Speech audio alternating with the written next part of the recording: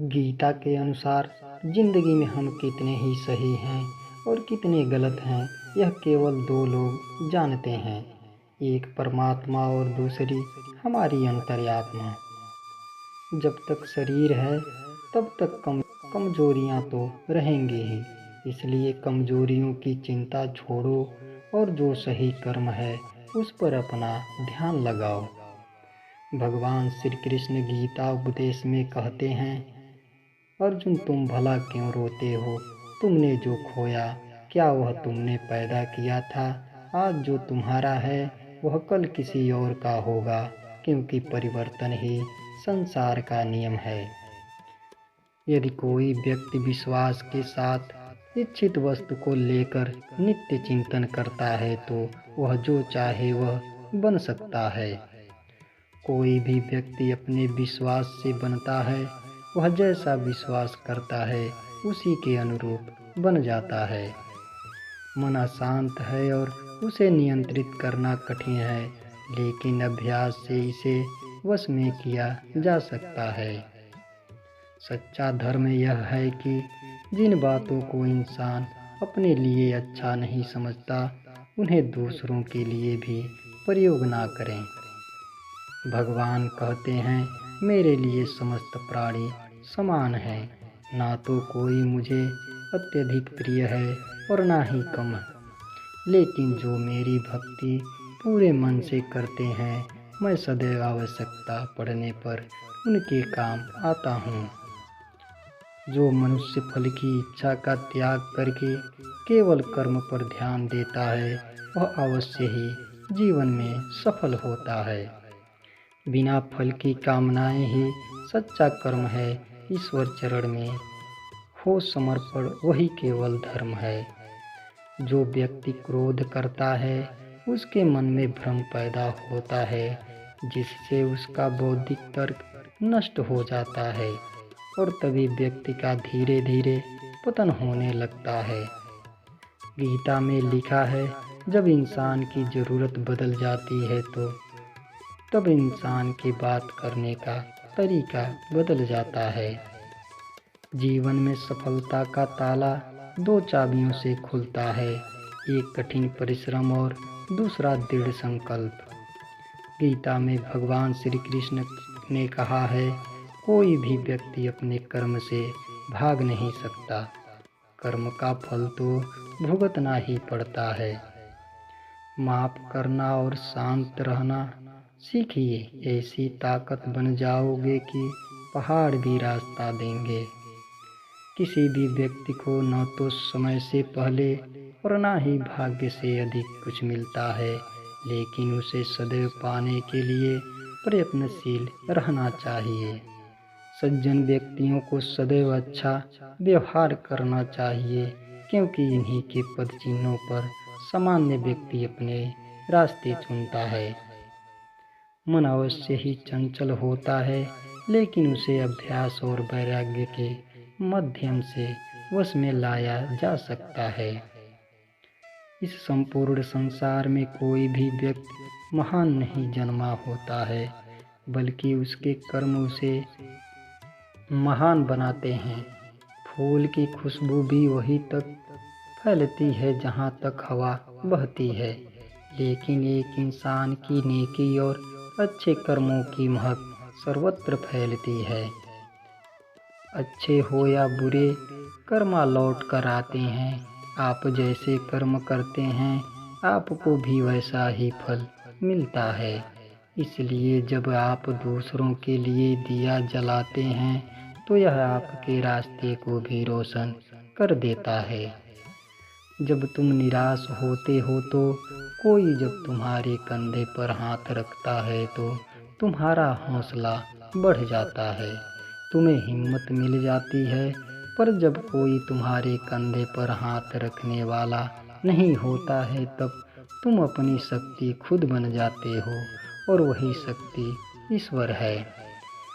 सर्वप्रथम आपका स्वास्थ्य है, जो आपके लिए सबसे बड़ा उपहार है।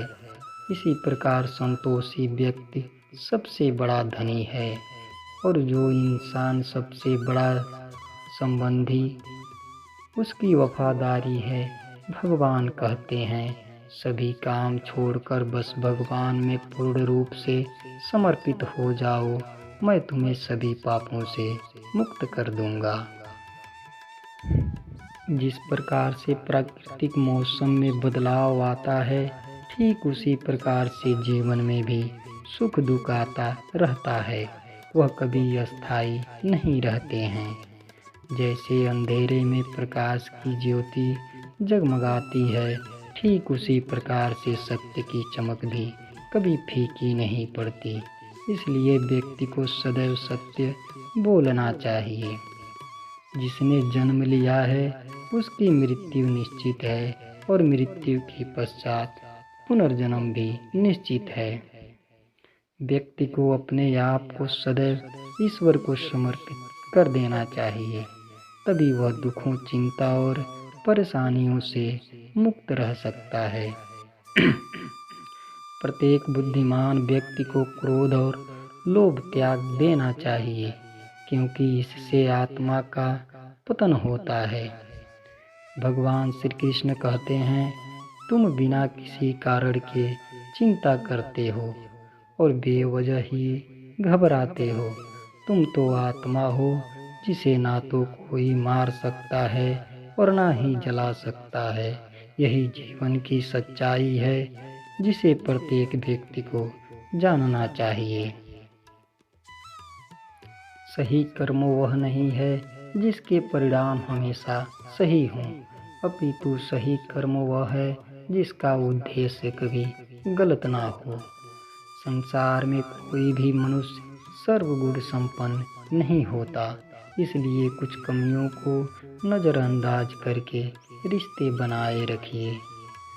पूर्णता के साथ किसी और के जीवन की नकल करके जीने की तुलना में अपने आप को पहचान कर अपूर्ण रूप से जीना बेहतर है। कोशिश कर हल निकलेगा, आज नहीं तो कल निकलेगा। अर्जुन के तीर साधक मरुस्थल से भी जल निकलेगा। जीवन की सबसे बड़ी गलती वह होती है जिस गलती से हम कुछ सीख नहीं पाते। जब हमारा मनुष्य की मानवता उसी वक्त नष्ट हो जाती है जब उसे दूसरों के दुख पर हंसी आने लगती है। समय यही सिखाता है कि जिंदगी किसी का इंतजार नहीं करती और ना ही किसी के लिए रुक सकती है। मनुष्य को अपने कर्मों से संभावित परिणामों से प्राप्त होने वाली विजय या पराजय, लाभ या हानि, प्रसन्नता या दुख इत्यादि के बारे में सोचकर चिंता से ग्रसित नहीं होना चाहिए। समस्या इतनी ताकतवर नहीं होती जितना कि हम उन्हें मान लेते हैं। कभी सुना है कि अंधेरे ने सुबह को होने ही नहीं दिया। निंदा से घबराकर अपने लक्ष्य को कभी न छोड़ें, क्योंकि लक्ष्य मिलते ही निंदा करने वालों की राय बदल जाती है। सबसे समझदार और स्थिर बुद्धि वाला व्यक्ति वही है जो सफलता मिलने पर अहंकार में नहीं आता और विफलता में गम में नहीं डूब जाता। जिसने मन को जीत लिया है उसके लिए मन सर्वत्र मित्र है, किंतु जो ऐसा नहीं कर पाया उसके लिए उसका मन सबसे बड़ा शत्रु बना रहेगा। जब कोई हाथ और साथ दोनों ही छोड़ देता है तब कुदरत कोई ना कोई उंगली पकड़ने वाला भेज देता है। उन्हीं का नाम कान्हा है। सिर्फ दुनिया के सामने जीतने वाला ही विजेता नहीं होता, बल्कि किन रिश्तों के सामने कब और कहाँ पर हारना है यह जानने वाला भी विजेता होता है। आत्मा पुराने शरीर को वैसे ही छोड़ देती है जैसे मनुष्य पुराने कपड़ों को उतारकर नए कपड़े धारण कर लेता है। आपका विश्वास एक पर्वत को भी खिसका सकता है, लेकिन आपके मन का संदेह दूसरा पर्वत खड़ा कर सकता है।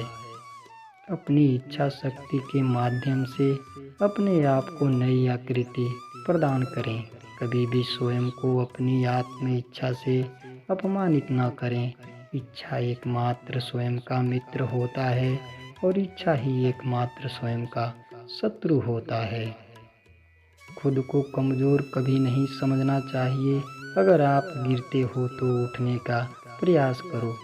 लड़ो पूरी निष्ठा से अपना कर्तव्य, कर्म निभाओ, बाकी सब भगवान पर छोड़ दो।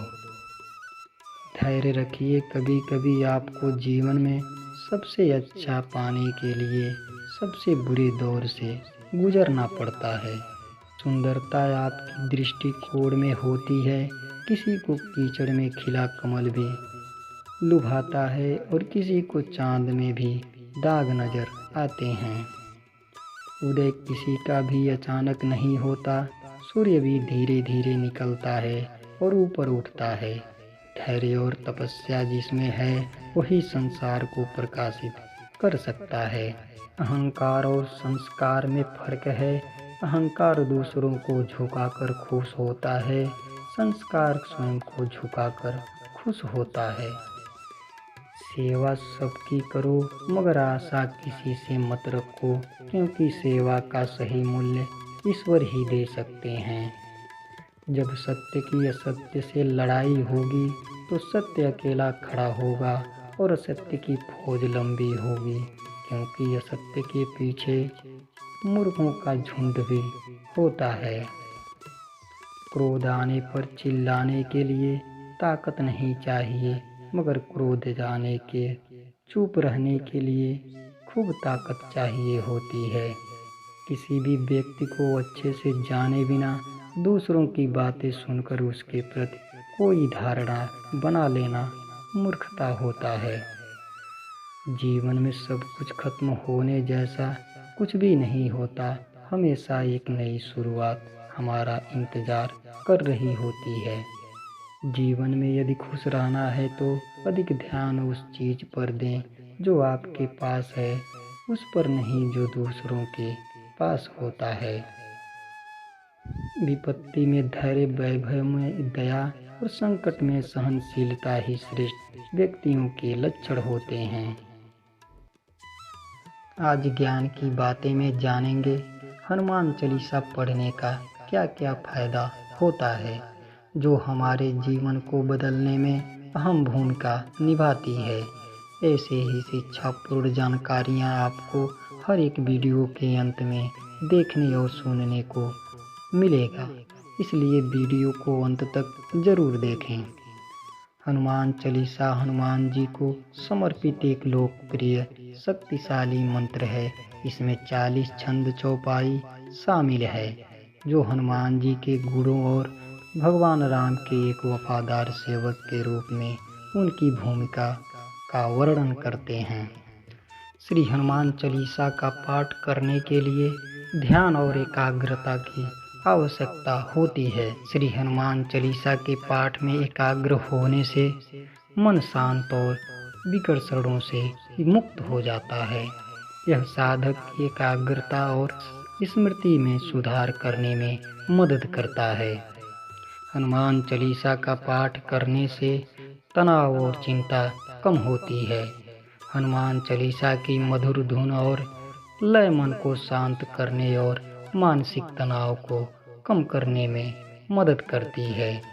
चालीसा का नियमित रूप से पाठ करने से तनाव और चिंता से होने वाले मानसिक रोगों को भी कम करने में मदद मिलती है। आंतरिक शांति को बढ़ावा देने के लिए हनुमान चालीसा एक शक्तिशाली साधन है। चालीसा का जाप करने से मन शांत हो जाता है और भक्त शांति और शांति की भावना का अनुभव करता है। चालीसा का नियमित पाठ आंतरिक शांति और सद्भाव की स्थिति प्राप्त करने में मदद करता है। श्री हनुमान जी अपने साहस और वीरता के लिए जाने जाते हैं। हनुमान चालीसा का पाठ करने से भक्त इन गुणों को आत्मसात कर सकते हैं और अपने आत्मविश्वास को बढ़ा सकते हैं। हनुमान चालीसा का जाप भक्तों में निडरता और दृढ़ संकल्प की भावना पैदा करता है। जिससे उन्हें साहस और दृढ़ विश्वास के साथ जीवन की चुनौतियों का सामना करने में मदद मिलती है। माना जाता है कि हनुमान चालीसा का पाठ करने से वातावरण से नकारात्मक ऊर्जा दूर होती है। हनुमान चालीसा के शक्तिशाली मंत्रों के कंपन से नकारात्मक विचारों और भावनाओं को दूर कर सकते हैं और सकारात्मक और सामंजस्यपूर्ण वातावरण बना सकते हैं। हनुमान चालीसा के पाठ से कई शारीरिक स्वास्थ्य लाभ भी है। ऐसा माना जाता है कि यह पाचन में सुधार करता है, हृदय मजबूत करता है और प्रतिरक्षा प्रणाली को बढ़ावा देता है। चालीसा का नियमित पाठ समग्र शारीरिक स्वास्थ्य को बनाए रखने में मदद कर सकता है। हनुमान को विघ्नहर्ता के रूप में जाना जाता है। ऐसा माना जाता है कि हनुमान चालीसा का जाप जीवन में बाधाओं को दूर करने में मदद करता है, चाहे वे काम, रिश्तों या व्यक्तिगत विकास से संबंधित हो। श्री हनुमान चालीसा का जाप भक्तों में विश्वास और दृढ़ संकल्प की भावना पैदा करता है, जिससे उन्हें सबसे कठिन चुनौतियों का सामना करने में मदद मिलती है। आध्यात्मिक विकास के लिए हनुमान चालीसा का पाठ करना एक शक्तिशाली साधन है। हनुमान चालीसा की भक्ति मंत्र और मधुर धुन भक्तों को परमात्मा से जुड़ने में मदद करती है। चालीसा का नियमित पाठ किसी की साधना को गहरा करने और ईश्वर के साथ घनिष्ठ संबंध बनाने में मदद कर सकता है। इसके अलावा हनुमान चालीसा का पाठ कई लाभों के साथ एक शक्तिशाली भक्ति स्रोत है। यह आंतरिक शांति को बढ़ावा देता है, आत्मविश्वास बढ़ाता है, नकारात्मक को दूर करता है, शारीरिक स्वास्थ्य में सुधार करता है और बाधाओं को दूर करने में मदद मिलती है। नियमित रूप से चालीसा का पाठ करने से भक्त अपनी साधना को गहरा कर सकते हैं और अधिक पूर्ण जीवन जी सकते हैं। तो आज की वीडियो आपको कैसी लगी कमेंट बॉक्स में ज़रूर लिखें और चैनल को सब्सक्राइब कर दें और वीडियो को एक लाइक ज़रूर कर दें।